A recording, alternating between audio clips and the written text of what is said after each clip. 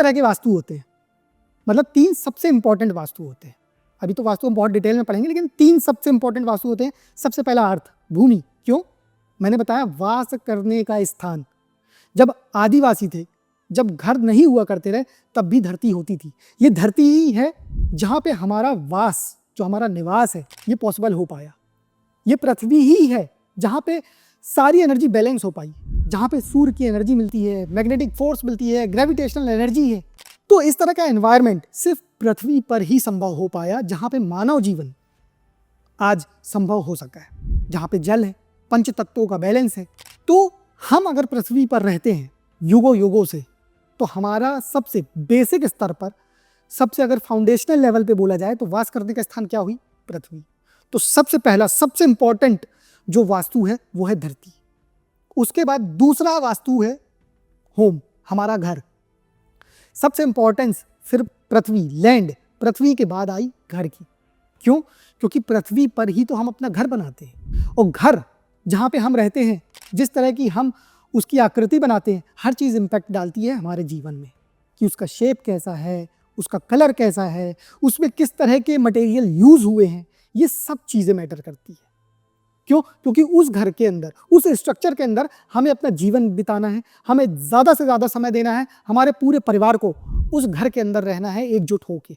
तो वहाँ की एनर्जी कैसी है, वहाँ का management of energy, energy balance कैसी है, वहाँ के पंचतत्व तो बैलेंस हैं कि नहीं, ये मैटर करता है। तो दूसरा सबसे इंपॉर्टेंट वास्तु हुआ हमारा घर। तो सबसे इंपॉर्टेंट हुई पृथ्वी, लैंड, जहाँ पे हम घर बनाने जा रहे हैं। दूसरा हुआ हमारा घर।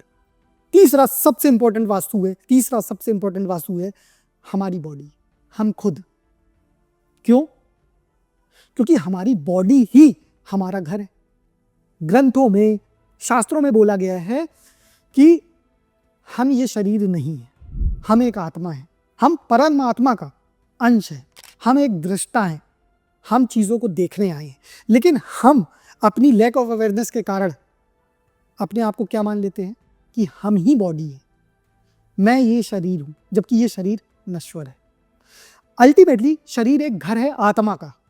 शरीर एक निवास स्थान है, वास स्थान है, वास करने का स्थान है किसका? हमारी सोल, हमारी आत्मा का, जो परमात्मा ने भेजा है कार्यों को पूरा करने के लिए, एक सुखी जीवन व्यतीत करने के लिए, धर्म, अर्थ, काम, मोक्ष सबकी प्राप्ति करने के लिए, और अंत में सब भोग अच्छे से एथिकल वे में भोगते हुए मोक्ष को प्राप्त कर लेने के लिए।